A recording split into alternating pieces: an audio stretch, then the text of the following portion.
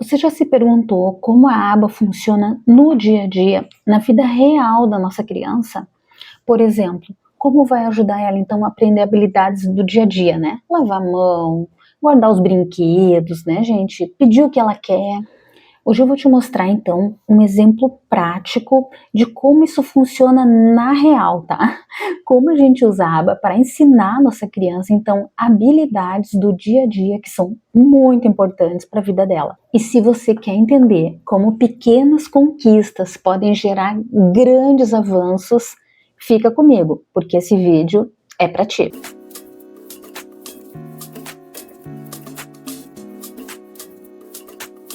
Vamos imaginar então uma criança, tá? Uma menina de 5 aninhos. Isso é um caso fictício, tá? Então aqui a gente vai chamar essa menina de Laura. Ela então tem autismo, tá? Ela tem TEA nível 2 de suporte e a gente precisa nesse momento, pensando imediatamente o que a gente gostaria que a Laura conseguisse para melhorar a vidinha dela, né? Para ela ter avanços, enfim. A gente quer que ela consiga então lavar as mãos sozinha, colocar a camiseta e guardar os brinquedos. Então a gente tem esses 3 objetivos nesse momento para nossa menininha Laura. Pensando nesses 3 objetivos para nossa menina, a gente vai usar alguns dos princípios da aba: a análise de tarefa, o reforço positivo e a generalização então das aprendizagens. Sempre lembrando que é um combo, tá, gente? É terapia, é a família e é a escola. É todo mundo junto para que fazer isso dar certo. Primeira coisa, então, é montar o plano, tá? Nesse nosso plano, o objetivo vai ser lavar as mãos com independência, colocar, então, né, a camiseta com o mínimo de ajuda e guardar os brinquedos após a brincadeira, porque a nossa menininha, do nosso caso, então aqui, fictício, né, ela não faz essas coisas, tá, gente? Então, esses são os objetivos desse programa. Para que a gente tenha a certeza que isso deu certo, ela vai ter que conseguir fazer isso, gente, não só na terapia, tá? Ela vai ter que conseguir, por exemplo, lavar as mãos em casa, lavar as mãos na escola, lavar as mãos no shopping, né? Então, esses são os objetivos. A gente vai, então, mapear o estado inicial da nossa criança e lá no final, para ter certeza que deu certo, isso vai ter que estar acontecendo em todos os ambientes. Nossa habilidade alvo 1, então, vai ser lavar as mãos, tá? A gente vai iniciar usando a análise de tarefa. O que é uma análise de tarefa? A gente vai analisar a tarefa inteira e vai segmentar ela. O que precisa para conseguir lavar as mãos? Precisa abrir a torneira, né? Precisa molhar a mão, precisa colocar sabonete na mão, líquido ou, né, enfim, o sabonetezinho ali normal. Então a gente vai segmentar essa tarefa em blocos muito pequenos. Então a gente começa o quê? Ensinando a Laura e treinando com ela a abrir a torneira, porque abrir a torneira para o lado certo, entender o que é o abrir, né, independente do mecanismo ali, né, da torneira, essa é a primeira parte. E é muito comum, né, se a criança não sabe lavar a mão, que ela não tenha essa segmentação, esse passo a passo. Então a gente começa com essa parte. Bom, abrir a torneira. Abriu a torneira, a Laura já entendeu que tem que abrir a torneira, a gente passa para o segundo passo, vai molhar as mãos, né? Uma vez abrindo a torneira, molhando as mãos, a gente vai para o terceiro passo, colocar o sabão, esfregar as mãos, né? Enxaguar as mãos, fechar a torneira, secar as mãozinhas. A gente vai fazer uma análise de tarefa, a gente vai segmentar uma tarefa, lavar as mãos, né? Que parece tão, lavar as mãos, né? Mas a gente vai segmentar, então, passo a passo do que implica, né? Como a gente sai do estar com as mãos não limpas para chegar na mão estar lavada e limpa, né? E a gente vai no passo a passo. Cada segmento desses que a criança adquiriu, a gente parte pro próximo. A gente junta, então, o primeiro com o segundo, o segundo, o terceiro, até que chegue no ponto que ela tá com as mãos limpas, secas e a torneira desligada. Esse tipo de ensino, gente, ele é um encadeamento progressivo, tá? Então a gente se propôs, né? O objetivo é esse. A gente analisou essa tarefa, segmentou ela e a gente foi fazendo, então, esse encadeamento progressivo, né? A partir das aprendizagens que ela foi conseguindo implementar implementar, repetir e internalizar. Então a nossa criança, né, ela aprendeu a abrir a torneira, daí ela aprendeu a botar o sabão, enfim, né, como eu coloquei antes, os passos, e a gente vai fazendo dessa forma até que a gente tenha conseguido que ela chegue no, né, ali no finalzinho, tendo cumprido todas as etapas e realizando a tarefa com autonomia. Se tu tá gostando dessa explicação até aqui, se isso faz sentido pra ti, já curte o vídeo, gente. Que aí o YouTube entende que isso é importante e ele vai entregar para mais gente que precisa dessa informação. Voltando, o que a gente tem que pensar daí num reforço, tá? Ela tem que entender de uma forma objetiva, né, de uma forma que faça sentido para ela, que foi importante ela ter conseguido isso. Porque para as crianças com autismo, essas coisas elas se perdem, né? Eles não conseguem filtrar, né? Ah, é muito importante lavar a mão, né? Ou é uma convenção social lavar a mão. Não funciona assim.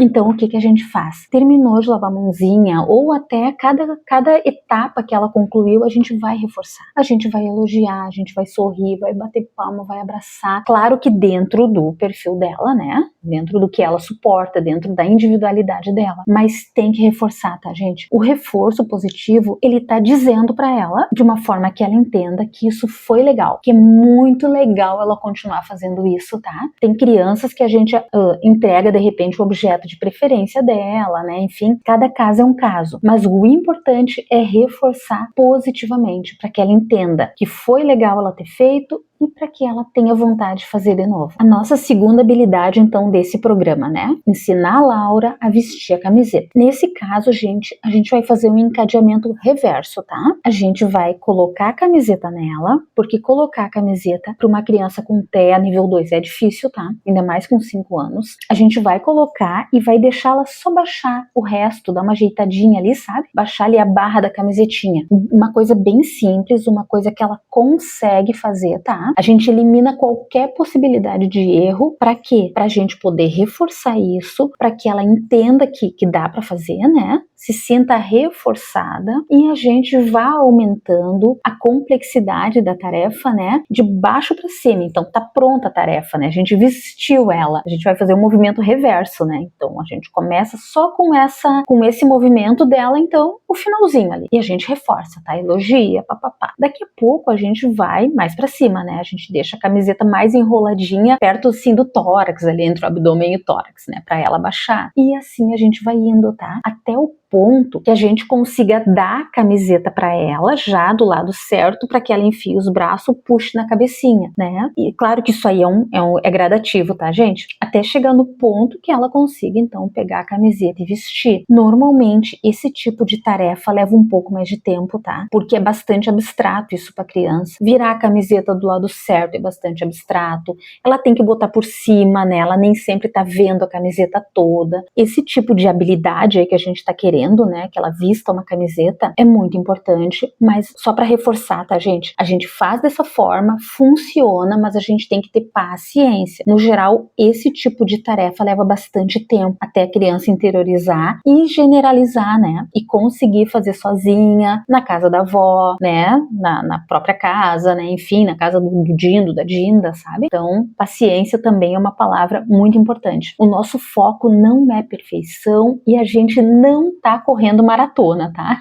O que a gente quer é que a nossa criança se desenvolva, que ela ande para frente, né? Mas a gente não fica, às vezes, botando meta irreal, tá? A gente vai um passo de cada vez. A gente vive um dia por vez. E então a nossa habilidade 3 do nosso programa, que é guardar os brinquedos após brincar. Também, tá, gente? É uma meta. O que a gente vai fazer? Para guardar os brinquedos, a gente precisa... É uma tarefa que tá para muito além do que a gente observa, nós neurotípicos. Ah, é só guardar, né? Não, para essa criança, gente, se envolve planejamento mental, organização e uma transição de atividades, né? Então, a gente tem que criar com ela essa noção do acabou, né? E para isso, a gente precisa de recurso visual. A gente vai ter que ter avisos claros do acabou essa brincadeira e vamos guardar.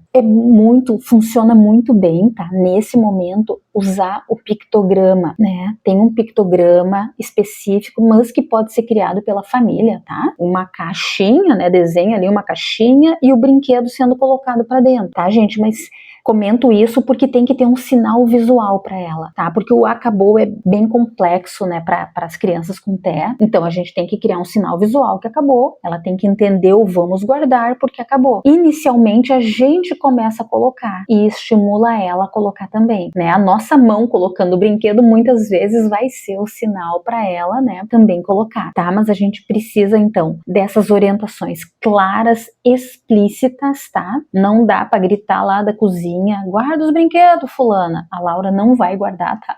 Então a gente tem que ser ativo nessa situação, né? Começando lá no consultório do terapeuta, passando pela escola e se repetindo então a metodologia em casa. E uma vez guardando os brinquedos, nem que ela tenha brincado com 5 coisas ou tenha só enfileirado, né, o brincar que ela brinca naquele momento, se ela tiver botado um brinquedo no local correto, gente, de volta, a gente já vai dar o reforço, tá? Reforço positivo para sempre e para tudo, tá? Então, o elogio, o abraço, né? O acesso a um outro brinquedo, um tempinho a mais para ela brincar, não importa. Importa é aquilo que funciona para nossa criança, mas tem que reforçar. E o ponto, então, né? É quase que um ponto assim que ele é fundamental para a gente saber se o nosso plano de intervenção deu certo, que é a generalização. Como eu comentei antes na questão do lava-mão, né, gente? O que é generalizar? É conseguir guardar o brinquedo no consultório do terapeuta, guardar o brinquedo na escola, guardar o brinquedo em casa. É conseguir lavar a mão no consultório, na clínica, na escola, em casa, na casa da avó. Isso é generalizar, gente. É conseguir aprender a habilidade e entender que aquela habilidade ela vai ser usada em vários outros contextos, né? Então, esse aí é a cereja do bolo, né? Quando a gente consegue que a nossa criança aprenda, adquira habilidade e repita a habilidade em outros ambientes, é porque realmente aquela habilidade ali está dominada. A gente continua trabalhando ela, mas a gente já pode traçar outros objetivos, né? E só seguir estimulando para que ela permaneça, então, fazendo aquilo, né? Enfim, perpetuando aquela habilidade que ela adquiriu. Esse tipo de coisa, pensando em generalização, é que a gente tem que saber a importância das coisas serem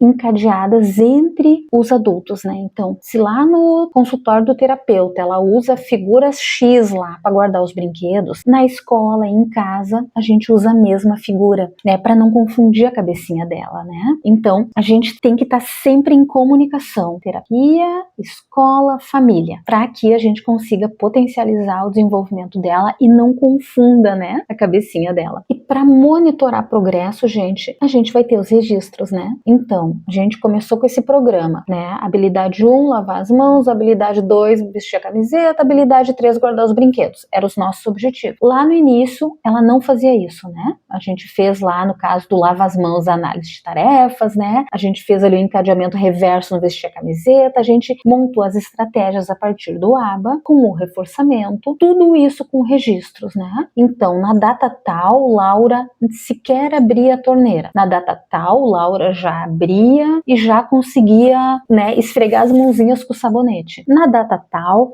então a gente vai fazendo o progressivo até chegar no momento em que ela adquiriu aquela habilidade, né? Talvez não, né? Levou mais tempo que a gente esperou, né? O planejamento, gente, às vezes ele não é, né? A gente faz uma coisa na cabeça, mas a prática, né? A vida real é outra. Mas a gente tem que ver progresso, tá? Se a gente não tá vendo progresso nenhum, tem alguma falha no nosso plano, alguma habilidade anterior que talvez a Laura ainda não tivesse, e por isso não tá dando conta de adquirir essas outras, né? Mas o que a gente faz? A gente registra, tá? A aba parte desse princípio. Tudo tem que estar registrado justamente para a gente conseguir fazer o acompanhamento da evolução da criança ou refazer o plano, né? Quando ela não evolui, o plano tem que ser revisto porque alguma coisa está interferindo. No nosso caso fictício aqui da Laura, tá, gente? Deu tudo certo, né? A Laura aprendeu a lavar as mãozinhas, conseguiu colocar a camisetinha e tá guardando os brinquedos, tá? O que a gente pode falar desse nosso caso fictício, né? A gente fez um planejamento, esse planejamento deu certo, mas ele deu certo por quê, gente? Porque ele foi feito a partir das observações da Laura, das habilidades que a Laura já tem, o que a gente gostaria que ela adquirisse, o que era importante para ela naquele momento. Ela recebeu os reforçadores imediatamente após conseguir realizar então os comportamentos. Isso tudo faz com que essa máquina da motivação funcione, com que ela entenda, mesmo que inconscientemente, que fazer isso ali é bom, vai dar um bom resultado. Então, a partir desse planejamento, da segmentação, enfim, de tudo isso que a gente falou, né, dessas 3 habilidades, a gente conseguiu ver que deu certo. Não tivesse dado certo, a gente refaria esse plano, tá? Sem esperar muito, tá, gente? Porque as nossas crianças, elas não podem perder tempo, tá? A gente tem que ajudar elas a melhorar, sempre respeitando, né? A gente vai, uma questão ética muito importante, né, na aba e em todas, né, as práticas baseadas em evidências, é respeitar o ritmo da criança, o tempo dela, os gostos dela, os interesses dela, respeitar ela enquanto sujeito, mas trabalhando para que ela evolua a partir de planos de intervenção com foco, direcionamento e técnica, né? Porque é assim que a gente ajuda a nossa criança a evoluir. Esse, então, foi apenas um exemplo do uso da aba no desenvolvimento da criança de uma forma acolhedora, respeitosa à nossa criança, né? Aos gostos, aos ritmos, aos tempos dela, gente, mas focando na melhoria dos sintomas. Se esse conteúdo te ajudou a entender melhor o processo, compartilha com outras famílias, com educadores, com terapeutas. Vamos ampliar essa nossa corrente do bem. Um grande abraço e até o próximo vídeo.